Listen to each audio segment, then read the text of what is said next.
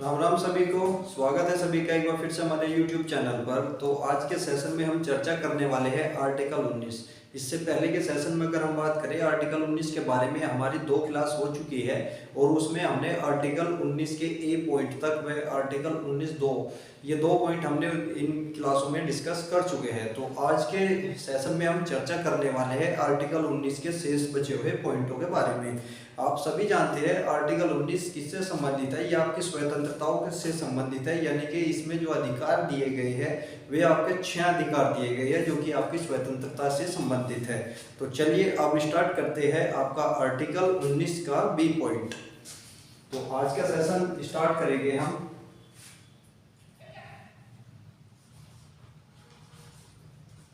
Article 19 का B point. एक बार देखना है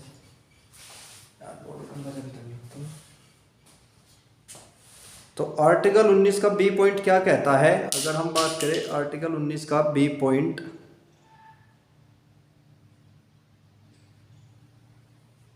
अब दिख रहा होगा। तो आर्टिकल 19 का बी पॉइंट कहता है आपको शांतिपूर्ण ढंग से सम्मेलन करने की आजादी, यानी कि आपको सम्मेलन की आजादी जो कहता है 20 पॉइंट। सम्मेलन कैसा, यानी कि आप सरकार की नीतियों का विरोध कर सकते हैं। सरकार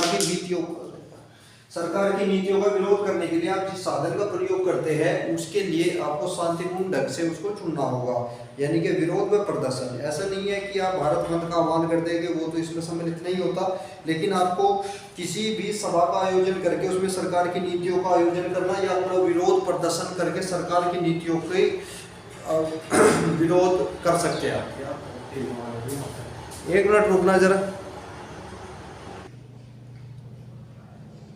चलिए माफ करना, थोड़ा बाहर की साउंड ज़्यादा आती है इस समय, क्योंकि इस समय ट्रैफिक लोड काफ़ी ज़्यादा हो जाता है हमारे स्टूडियो के पास से। तो ऐसा लगता है जीटी रोड शायद स्टूडियो के जड़ से ही निकल गई। चलिए ठीक है, शुरू करते हैं। थोड़ा दिक्कत है इस समय, चलिए कोई बात नहीं, आवाज़ आती रहे लेकिन मेरी उसके साथ साथ मेरी साउंड भी आप तक पहुँच रही होगी, उस पर कॉन्सेंट्रेट करें। चलिए तो 19 का बी पॉइंट आपको क्या कहता है। 19 के आर्टिकल 19 बी में आपको दी गई है सम्मेलन करने की आज़ादी।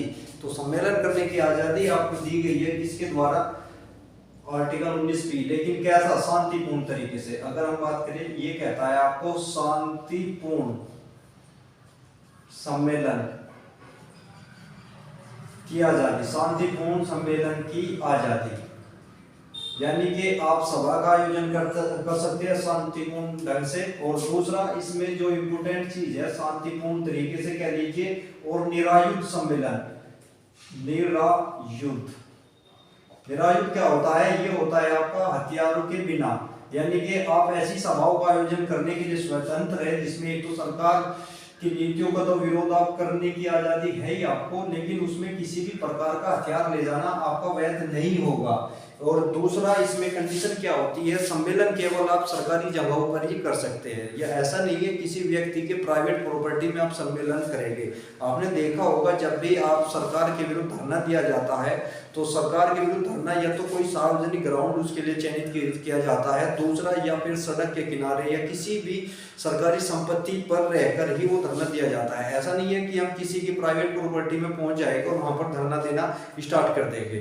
तो ये केवल सरकारी भूमि पर ही आयोजन है, ये भी लिख लीजिए, केवल सार्वजनिक भूमि पर यह अधिकार प्राप्त है, केवल सार्वजनिक भूमि पर।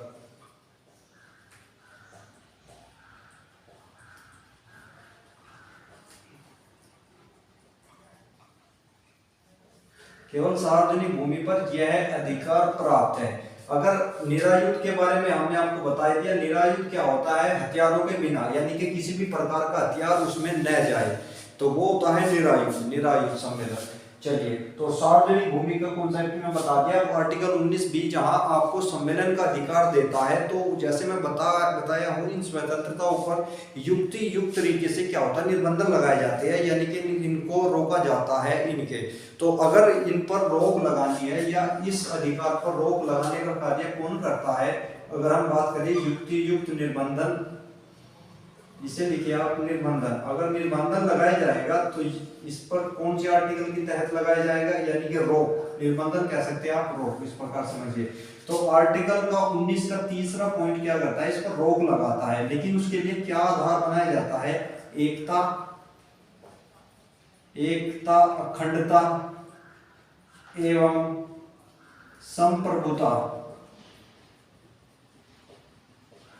संप्रभुता की सुरक्षा। अगर सरकार को लगता है कि यह सम्मेलन देश की एकता के लिए खतरा है या देश की अखंडता के लिए खतरा है या इससे देश की संप्रभुता को खतरा है, अगर कोई सम्मेलन हो रहा है शांतिपूर्ण तरीके से, लेकिन फिर भी सरकार को लगता है कि यह सम्मेलन देश की एकता का हनन कर सकता है, अखंडता का हनन कर सकता है या संप्रभुता का हनन कर सकता है, तो आर्टिकल 19(3) के द्वारा उनसे यह अधिकार छीन लिया जाता है या उन सभा से यह अधिकार छीन लिया जाता है जिसके तहत उन्हें अपना सम्मेलन समाप्त करना होगा और वे वहां से चले जाएंगे। तो आईपीसी की धारा भी इसमें है, आर्टिकल आपने सुना होगा शायद 144, तो 2 से 3 से ज्यादा है, चलो कोई नहीं। अगर हम आर्टिकल 19(3) की बात करें तो एकता, अखंडता एवं संप्रभुता के आधार पर यहाँ पर आपको ये अधिकार से वंचित किया जा सकता है। एक तो आधार ये बन गया, एक निर्बंधन का आधार इसका बनता है, आपने देखा होगा जैसे ही लॉकडाउन था, लॉकडाउन के समय में क्या हुआ, देशव्यापी लॉकडाउन के समय आपको सम्मेलन का अधिकार नहीं था। ऐसा नहीं था सरकार ने लॉकडाउन लगा था तो आप किसी भी चौराहे पर या उस पर जाकर उसके विरुद्ध आप क्या करें, एक सभा करें या अपना विरोध प्रदर्शन करें। तो उसके तहत भी जीवन सुरक्षा कह सकते हैं आप, लोक स्वास्थ्य कह सकते हैं या स्वास्थ्य या देशव्यापी स्वास्थ्य के मद्देनजर, तो एक पॉइंट होर के द्वारा इसका निबंधन किया जा सकता है। अभी रिसेंटली किया भी गया था ये आर्टिकल का निबंधन, आप कह सकते हैं लॉकडाउन के समय में अगर ये आर्टिकल आपसे छीना गया था तो 19(3) के द्वारा ही छीना गया था। इसको कह सकते हैं हम जीवन सुरक्षा, स्वास्थ्य या लोक स्वास्थ्य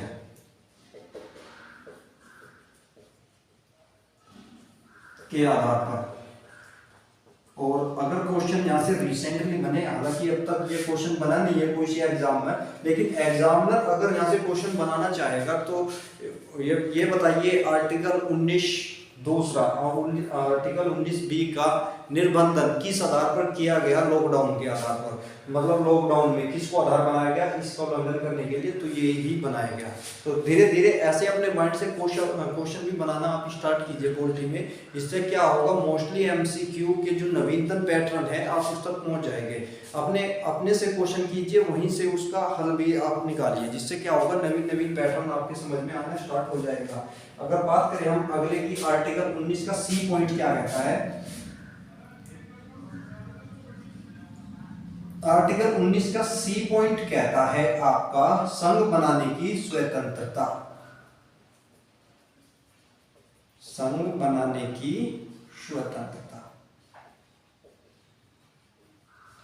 तो संघ बनाने की स्वतंत्रता तो कहते हैं, लेकिन कैसा संघ, एक पहले तो यही हमें पता होना चाहिए संघ में क्या क्या आता है। संघ में आपका आता है कोई भी संगठन हो गया, कंपनी होगी कोई भी, ट्रस्ट बना सकते हैं आप, ट्रस्ट हो गया आपका, और भाई सोसाइटी होगी इसमें, तो सोसाइटी भी इसमें सम्मिलित हो जाएगी। चलिए, तो ये सारे क्या होते हैं, संघ के अंतर्गत आ सकते हैं, यानी कि संघ बनाने की स्वतंत्रता दी गई है।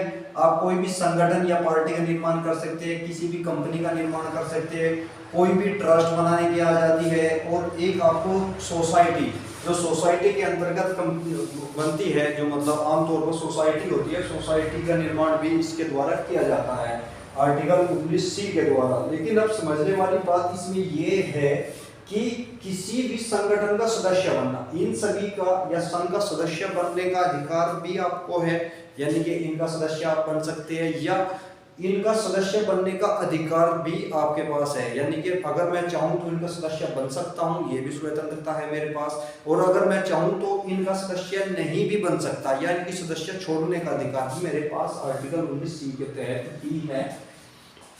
चलिए, तो ये भी लिख लीजिए, संघ का सदस्य बनने का अधिकार भी आपके पास है, संघ का सदस्य बनने का अधिकार भी आपके पास है, संघ का सदस्य न बनने का अधिकार भी है आपके पास। एक मिनट देख लेते हैं, ठीक है, तो संघ का सदस्य में बनने का अधिकार भी आपके पास है, न बनना।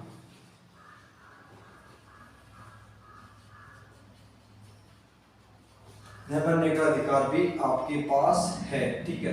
और आर्टिकल 19C का जो मोस्टली क्वेश्चन पूछा जाता है, इसका अपवाद, अगर हम बात करें इसके अपवाद के बारे में, इधर लिख लेते हैं चलिए।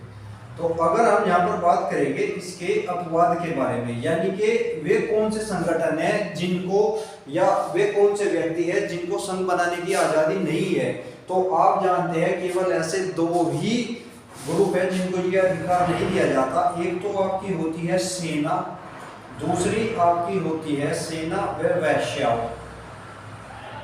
सेना व वैश्याओं को ये बनाने का अधिकार नहीं है, किसी भी संगठन का बनाने का अधिकार इनको नहीं दिया जाता। यानी कि सेना व वैश्याओं के द्वारा क्या होता है, सेना व वैश्याओं से आपका आर्टिकल 19C छीना गया है। इसका कारण क्या होता है, इसका कारण ये हो जाएगा कि लोक व्यवस्था के आधार पर या समाज के हितों के आधार पर रख के वैश्याओं से क्या होगा, आर्टिकल 19C छीना जाता है, यानी कि उनको संघ बनाने की आज़ादी नहीं दी जाती या किसी भी संघ का निर्माण नहीं कर सकते। आप इसको पूर्ण रूप से समझ सकते हैं। चलिए, ये तो एक अलग विषय होगा, लेकिन सेना को इससे बाहर क्यों रखा गया है, समाज के हितों के कारण तो आपको वैश्याओं को बाहर रखा गया है। लेकिन अगर हम सेना की बात करें, सेनाओं को संघ बनाने की आज़ादी इसलिए नहीं दी जाती क्योंकि देश के हितों को ध्यान में रखकर अगर कोई सेना अपना संघ अलग ही बना लेगी तो उससे बड़ी समस्या उत्पन्न हो सकती है भविष्य में। तो इसीलिए ये दोनों संगठन इससे बाहर रखे गए हैं। इनको संघ बनाने की कोई भी संगठन, कंपनी, ट्रस्ट, सोसाइटी, इन सब बनाने की इनको आज़ादी नहीं होती। चलिए, आर्टिकल 19C यहाँ पर कहता है। लेकिन अगर हम बात करें आर्टिकल 19C का निर्बंधन किस आधार पर लगाया जा सकता है, अगर हम यहाँ पर निर्बंधन की भी यहाँ पर बात करते हैं इसके, तो निर्बंधन इसका लगाया जाता है आर्टिकल 19(4) के द्वारा, आर्टिकल 19(4) के द्वारा लगाया जाता है। लेकिन किस आधार पर, जैसे मैंने बताया, लोक व्यवस्था के आधार पर, लोक व्यवस्था के आधार पर लगाया जा सकता है, या लोक सदाचार के आधार पर, इसी में लिख सकते हैं आप लोक सदाचार के आधार पर। चलिए, कोई नहीं, तो लोक व्यवस्था के आधार पर, लोक सदाचार के आधार पर इसका क्या होता है, निर्बंधन लगाया जा सकता है। 1 मिनट के लिए फिर से होल्ड कर रही है आपकी आवाज। चलिए, तो आर्टिकल 19(4) के द्वारा 19C पर निर्बंधन लगाया जाता है, यानी कि रोक लगाई जाती है। 2 आधार है, लोक व्यवस्था के आधार पर, लोक सदाचार के आधार पर। सदाचार के आधार पर वैश्याओं पर प्रतिबंध लगाता है, जबकि लोक व्यवस्था के आधार पर आपका जो प्रतिबंध लगता है वो लगता है सेनाओं पर। चलिए, तो अब अगले आर्टिकल की बात करते हैं। अगला आर्टिकल आपका आता है आर्टिकल 19D। तो 19D क्या कहता है, भारत में आबाद रूप से भ्रमण की आजादी, यानी कि भारत राज्य क्षेत्र में, भारत राज्य क्षेत्र में आबद्ध रूप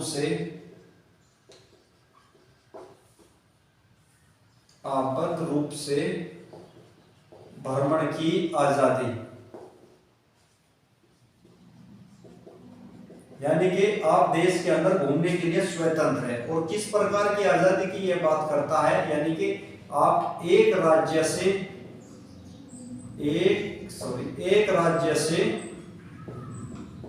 दूसरे राज्य में भ्रमण कर सकते हैं, या भ्रमण के लिए स्वतंत्र।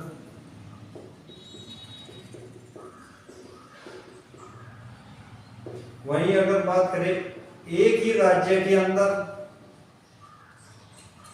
भ्रमण की आजादी, एक ही राज्य के अंदर भ्रमण की आजादी। चलिए, तो इस प्रकार आप क्या करते हैं, भारत राज्य क्षेत्र में आप भ्रमण कर सकते हैं। इस प्रकार की स्वतंत्रता आपको भारतीय राज्य क्षेत्र के अंतर्गत दी गई है। पहली जो एक ही राज्य से दूसरे राज्य से, यानी कि हम जैसे यूपी में रहते हैं, यूपी से उत्तराखंड जा सकते हैं, महाराष्ट्र जा सकते हैं, आपके गोवा जा सकते हैं, तमिलनाडु जा सकते हैं, यानी कि हमारे ऊपर कोई पाबंदी नहीं है। दूसरा, हम अपने जैसे यूपी में रहते हैं, यूपी के अंदर अन्य स्थानों पर भी जाने के लिए स्वतंत्र है। जैसे यूपी के हम सामने जिले से बिलोंग करते हैं तो क्या करेंगे, आप सहारनपुर जा सकते हैं, मेरठ जा सकते हैं, गाजियाबाद जा सकते हैं, लौरी जा सकते हैं। तो इस प्रकार से आप अपने ही राज्य के अंदर अन्य स्थानों पर भी भ्रमण कर सकते हैं। तो इसकी आज़ादी आपको संविधान के आर्टिकल 19 के पॉइंट 3 में दी गई है। दूसरा, और एक चीज और याद रखना, जैसी आपने देखा होगा पुराने समय में क्या होती थी, हमारे ऊपर रोमिंग लगाई जाती थी, यानी कि जो हमारा मोबाइल सिम कार्ड होता है, सिम कार्ड के हमारे सिम के ऊपर रोमिंग जो स्थापित की जाती थी। जैसे ही हम अपना राज्य चेंज करते थे तो राज्य चेंज करने के ऊपर दूसरे राज्य में प्रवेश के द्वारा हमें एक्स्ट्रा बेनिफिट को चार्ज देना पड़ता था। तो उसका जो निबंधन या उसको ट्राई के द्वारा उसको जो हटाया गया वो आर्टिकल 19D के तहत ही हटाया गया, यानी कि इसी आधार पर केस बनाकर या हमारी स्वतंत्रता को आधार बनाकर वहां पर कहा गया।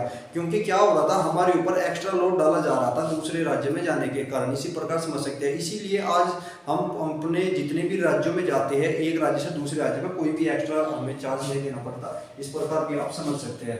चलिए, तो इस पर चर्चा बाद में करेंगे, लंबा टॉपिक है, किसी दिन इस पर भी केस लेकर आएंगे, वो केसों वाली स्टडी में उस पर चर्चा करेंगे। चलिए, तो एक राज्य से दूसरे राज्य में एक ही राज्य के अंदर भ्रमण कर सकते हैं। वहीं अगर हम बात करें इस पर निर्बंधन की, माफ करना भाई, सुबह से बोल खत्म जाता है। चलिए, हाँ, पानी गर्म किया है। तो निर्बंधन की अगर बात करते हैं, निर्बंधन इस पर लगाया जाता है आपका किसके द्वारा, आर्टिकल, ठीक है, 1905 के द्वारा। तो इसके द्वारा इसमें क्या करते हैं, निर्बंधन लगाया जाता है आपका आर्टिकल 1905। चलिए, तो किस आधार पर लगाया जाता है निर्बंधन लगाने के लिए, आप खुद ही सोचिए। अगर सरकार हमें एक स्थान से दूसरे स्थान पर जाने से रोकती है, सबसे पहला तो कोई विशेष मुद्दा होना चाहिए वहां पर, यानी कि साधारण हित का मुद्दा। सरकार के हित का मुद्दा नहीं कह सकते आप उसको, सरकार का हित तो पता नहीं सरकार किस में सोच ले, ये तो सरकार के ऊपर डिपेंड होगा। चलिए, उस कंट्रोवर्सी में नहीं जाते, लेकिन मुद्दा वो होना चाहिए साधारण जनता के हितों में। एग्जाम्पल के तौर पर आप समझ सकते हैं, लॉकडाउन पर हमें भ्रमण से वंचित किया गया, तो लॉकडाउन में हमारी स्वतंत्रताओं का हनन हुआ था, अनेक प्रकार की स्वतंत्रताएं छीनी थी, हमें एक कमरे अपने मकान या सीमित क्षेत्र में बंद कर दिया गया था लॉकडाउन के समय। लेकिन सरकार ने ऐसा फैसला क्यों लिया कि हमें भ्रमण की आज़ादी खोज दी मतलब आपसे छीनी गई, तो उसके लिए क्या किया गया, तो सरकार ने इसको आधार बनाया साधारण जनता के हितों में या समाज की सुरक्षा के हितों में। तो यानी कि केवल हमें साधारण जनता के हितों को आधार बनाकर हमें रोका जा सकता है। पहला पॉइंट तो आप ये लिख सकते हैं, साधारण जनता के हितों पर, साधारण जनता के हितों पर। दूसरा, इसमें क्या होता है आपने पढ़ा भी होगा, जो हमारे देश के अंदर कुछ ऐसी जनजाति होती है जो हमसे संपर्क नहीं रखना चाहती, यानी कि वे डेवलप नहीं है, वे आज भी आदि मानव की तरह जी रहे हैं, शिकार करते हैं, तीर कमान का इस्तेमाल करते हैं, घास फूस के कपड़े पहनते हैं, शिकार करते हैं, खानाबदोश का जीवन व्यतीत करते हैं। तो ऐसी जनजाति भी हमारे देश के अंदर पाई जाती है, जो सरकार ने वह क्षेत्र उनके लिए रिजर्व किया हुआ है, यानी कि बाहर से कोई व्यक्ति उनके संपर्क में नहीं जाता। जैसे अंडमान निकोबार द्वीप समूह में तो कई जातियां ऐसी रहती है जिस पर सरकार ने प्रतिबंधित क्षेत्र किया हुआ है, यानी कि वो उन जाति के लिए संरक्षित है, क्योंकि वे जाति संपर्क नहीं रखना चाहती वर्तमान व्यवस्थाओं से, वो अपनी ही व्यवस्था के तहत अपना जीवन यापन करती है। तो आप लिख सकते हैं दूसरा पॉइंट, इस पर अगर निबंधन लगाया जाएगा तो ये होगा अनुसूचित, प्रतिबंधित अनुसूचित जनजाति क्षेत्र के आधार पर, प्रतिबंधित अनुसूचित जनजाति क्षेत्र के आधार पर।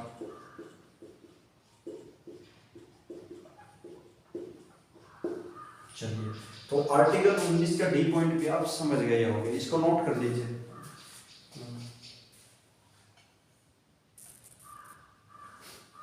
चलिए, ठीक है। चलिए, तो अब आ जाता है आपका आर्टिकल 19 का ई पॉइंट। 19E क्या कहता है, 19E कहता है आपको निवास की स्वतंत्रता, ये आपको कौन सी स्वतंत्रता देता है? ये देता है निवास की स्वतंत्रता। तो क्या होती है निवास की स्वतंत्रता? ये होती है देश के किसी भी हिस्से में, अगर बात की जाए देश के किसी भी हिस्से में स्थायी रूप से बसने या अस्थायी रूप से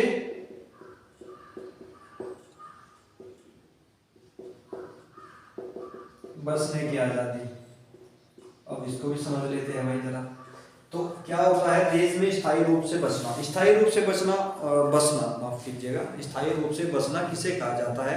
तो यानी कि स्थायी रूप से बसावट उसे कही जाती है, हम किसी भी क्षेत्र में जाते हैं वहां पर अपने लिए अपने नाम पर जमीन जो है रजिस्टर कराते हैं और वहीं पर एक निवास स्थान अपने लिए बना लेते हैं। यानी कि वो जमीन जिस पर हमारा बसेरा बना हुआ है, जिस पर हमने रहने के लिए निर्माण किया हुआ है, वो हमारे नाम पे होगा। ये तो होता है आपका स्थायी।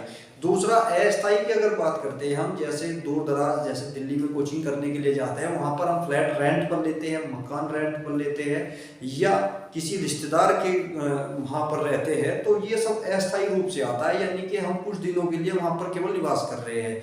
लेकिन स्थायी आता है अपने नाम पर रजिस्टर किया, अपनी भूमि पर अपने लिए निर्माण करना। तो आप समझ गए होंगे दोनों चीज। चलिए आर्टिकल 19 पर अगर हम निबंधन की बात करें, इस पर भी निबंधन लगाया जा सकता है।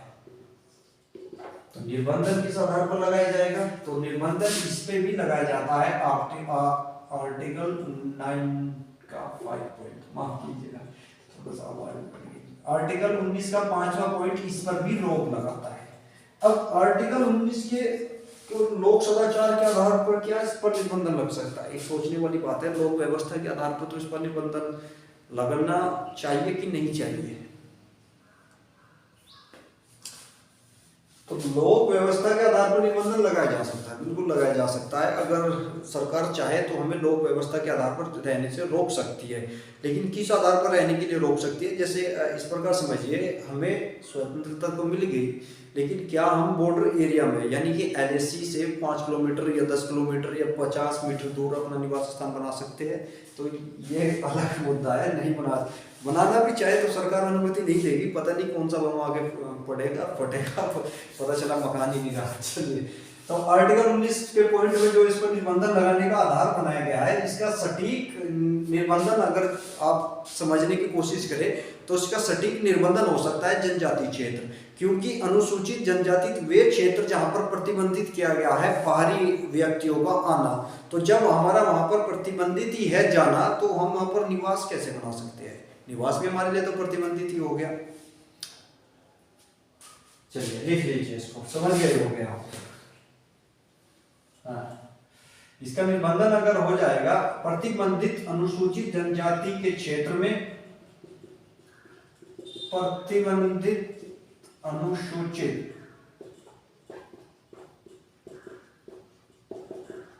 जनजाति क्षेत्र में। दूसरा पॉइंट इसी में लिख सकते हैं आप, साधारण जनता के हितों में। साधारण जनता के हितों में किस लिए यूज कर सकते हैं? इसलिए यूज कर सकते हैं आप क्योंकि कुछ एरिया ऐसे होते हैं जहां पर सरकार गाइडलाइन जारी किया हुआ होता है कि आप यहाँ पर मत रहिए, आपकी जान को खतरा है, तो वो साधारण जनता हितों के क्षेत्र में आ जाएगा। जैसे एग्जाम्पल के थ्रू हमने LAC को यहाँ पर डिफाइन किया, या LAC LOC या किसी भी आप बॉर्डर एरिया में रहने के लिए प्रतिबंधित जो सरकार करती है वो साधारण जनता के हितों के आधार पर ही करती है कि आपका यहाँ पर हित नहीं है रहने के लिए, आपका यहाँ पर अहित हो सकता है। इस प्रकार में आप समझ सकते हैं। चलिए अब समझते हैं आप तेजी से। आर्टिकल 19F ये अंतिम पॉइंट है और ये आपको देता है वृत्ति एवं वृत्ति कह लीजिए या आजीविका,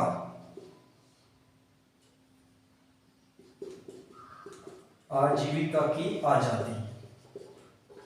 सीधा सीधा अगर इसकी बात करें, यहां पर व्यापार चुनने का अधिकार, व्यापार चुनने की आजादी या कोई भी पेशा आजीविका चुनने की आजादी। तो व्यापार चुनने की आजादी तो दी गई है, लेकिन इसके अपवाद भी है। अपवाद क्या हो जाएगा? कोई भी गैर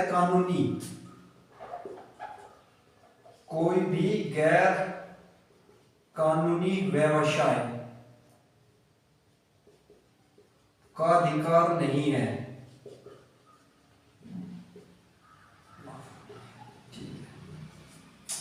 तो अगर हम इसके निर्बंधन की बात करें तो निर्बंधन इस पर लगाया जाता है आर्टिकल 19(6) के द्वारा।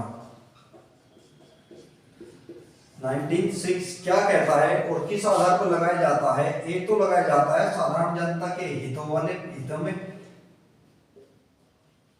ये तो हर में लिख लीजिए, साधारण जनता के हितों में। दूसरा, विशेष व्यापार के लिए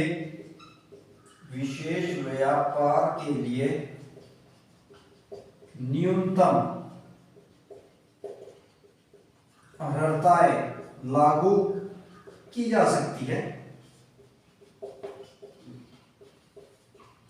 चलिए, तो अब इसे समझ लेते हैं। आर्टिकल 19 का सी पॉइंट क्या कहता है? 19 का एफ पॉइंट, ये वृत्ति एवं व्यवसाय, यानी कि व्यवसाय चुनने का आपको अधिकार है। कोई भी व्यवसाय, कृषि, ठेला, चाय पत्ती बनाने का, चाय बनाने का, पकौड़े तलने का, कोई भी आप आजीविका अपनी चुन सकते हैं, बशर्ते वो उद्योग भारतीय संविधान की नज़र में या भारत के कानून की नज़र में गैर कानूनी नहीं होना चाहिए। आप कहने लगे कि मैं बंदूक बनाने की फैक्ट्री डालूंगा, आपको अधिकार ही नहीं है। आप कहें कि मैं ड्रग्स का व्यापार करूंगा, तो आपको अधिकार नहीं है, क्योंकि ये कानून गैर कानूनी आपके धंधे हैं जिसको आपको संविधान अलाउ नहीं करता। यानी कि साधारण जनता के हितों में, किस आधार पर? साधारण जनता के हितों में, यानी कि वे उद्योग धंधे जो साधारण जनता के हितों को प्रभावित कर रहे हैं, यानी कि लोक स्वास्थ्य, उनके जीवन, उनके पैसे पर या उनकी आजीविका को जो प्रभावित कर रहे हैं, वे उद्योग धंधे आप नहीं कर सकते। चलिए, दूसरा, विशेष व्यापार के लिए, यानी कि कुछ व्यापार ऐसे भी हो सकते हैं जो सरकार, जिनके लिए सरकार न्यूनतम अर्हता यानी कि योग्यता निर्धारित कर सकती है। जैसे आपका लाइसेंस लागू करती है कुछ, जैसे शराब के उद्योग में आपको लाइसेंस लेना होगा, और आपका अन्य उद्योग है, दुकान, मेडिकल स्टोर के लिए लाइसेंस लेना होगा। तो इस प्रकार के कुछ उद्योग धंधे हैं जिनके लिए न्यूनतम अर्हताएं सरकार निर्धारित कर सकती है, अन्यथा आपको सारा अधिकार है। दूसरा, एक पूछेगा, यहाँ से क्वेश्चन पूछा जाता है, जगह नहीं लिख नहीं सकते हम उसको केवल सुन ही लीजिए। तो आर्टिकल 19 पॉइंट के द्वारा एक क्वेश्चन ये भी बनता है कि व्यापार को बंद करना, कंपनी को बंद करने का अधिकार भी है क्या? और इसका आंसर भी आपको यस ही देना होगा। हमें व्यापार को चुनने का अधिकार है, व चलते हुए व्यापार को बंद करने का भी अधिकार है। ऐसा नहीं है कि मैं कोई व्यापार शुरू कर दिया, कोई फैक्ट्री में मैंने, इस प्रकार समझिए साइकिल बनाने का मैंने एक कारखाना लगा दिया और वो करता जा रहा हूँ, लेकिन अब मेरी इच्छा है कि मैं उस कारखाने को बंद कर दूं, तो मैं उसे बंद कर सकता हूँ। इसके लिए भी मुझे इसी आर्टिकल 19 के एफ पॉइंट में आज़ादी दी गई है। दूसरा, अगर इस प्रकार भी समझिए, राष्ट्रीयकरण, अगर किसी भी चीज का राष्ट्रीयकरण किया जाता है, आर्टिकल 19 के 6 पॉइंट के द्वारा राष्ट्रीयकरण किया जाता है। यानी कि मेरी साइकिल बनाने का कारखाना देशव्यापी हितों में चल रहा है, बहुत ही ज़्यादा हितों में चल रहा है। सरकार को लग रहा है कि इस पैसे का मुझे अधिग्रहण करना है या इसका राष्ट्रीयकरण करना है, देश को समर्पित। राष्ट्रीयकरण करना, निजीकरण करना, दोनों अलग अलग चीज़ है। राष्ट्रीयकरण करना, निजी कंपनी को सरकारी कंपनी में बदला जाता है, जबकि निजीकरण आपका क्या होता है? प्राइवेटाइजेशन। ये होता है सरकारी कंपनी को विनिवेशित करना, यानी कि उसको प्राइवेट के हाथों में भेजना, प्राइवेट सेक्टर में उसको भेजना। चलिए, वो भी आर्टिकल 19(6) के द्वारा होता है। चलिए, आप सब ये समझ गए होंगे। थोड़ा क्लास सेशन लंबा हो गया, लेकिन ये जरूरी हो गया था आज के सेशन में ही आर्टिकल कंप्लीट कराना। चलिए, तो ठीक है, आई होप आर्टिकल 19 के सारे पॉइंट आपको समझ में आए होंगे। बहुत अच्छी तरीके से हमने ये डिफाइन किया, लेकिन थोड़ा तेजी के साथ डिफाइन किया, इसके लिए हम माफ़ी चाहते हैं, क्योंकि समय का अभाव रहता है हमारे साथ। और जैसे ही आप देख भी रहे होंगे, जैसे ही धीरे धीरे आप दिन ऊपर की तरफ चलेगा, तो यहाँ पर और ज़्यादा व्हीकल की आवाज़ आनी शुरू हो जाती है, इसलिए 4 या 5 क्लास हमें इससे पहले ही कवर करनी होती है। तो उसके लिए माफ़ी चाहते हैं, काफ़ी तेज़ी से हमें क्लास करवानी पड़ती है। चलिए, लेकिन फिर भी आज के लिए जो भी डिस्टर्बेंस यहाँ पर हुआ, आवाज़ जो भी साउंड बाहर से आई, उसके लिए हम माफ़ी चाहते हैं। क्यों, एक समय ऐसा ही लग रहा था कि जीटी रोड शायद आज बगल से ही निकल गया। चलिए, हाँ अब भी आवाज आ रही है वहां से। चल ठीक है, फिर कोई बात नहीं, आप इसको लिख लीजिए। आप कोई भी डाउट रह गया हो तो आप हमारी जीमेल आईडी पर मैसेज कर सकते हैं या वीडियो के नीचे अपना कमेंट छोड़ सकते हैं। चलिए, एक आप चैनल को सब्सक्राइब करें, वीडियो को शेयर भी करते रहे। आपकी वजह से चैनल के सब्सक्राइब अभी रुक गए हैं, बहुत ही कम मात्रा में हमें सब्सक्राइब प्राप्त हो रहे हैं। तो कृपया जो भी कोई नया बच्चा इस वीडियो को देख रहा है वो सब्सक्राइब जरूर करे। इससे होता क्या है, इससे हमें मोटिवेशन मिलता है और अगले सेशन के लिए हम डबल एनर्जी के साथ आपके सामने उपस्थित होते हैं। फिलहाल अगर आप सब्सक्राइब भी नहीं कर रहे, फिर भी हमारी 3 या 4 क्लास डेली आती रहेगी। मोटिवेशन तो खैर हम अंदर से अपने आप ही देते रहेंगे। चलिए ठीक है, फिर अपनी तैयारी करते रहे, मिलते हैं कल के सेशन में। तब तक चैनल को सब्सक्राइब करें, वीडियो को शेयर करें। Thank you.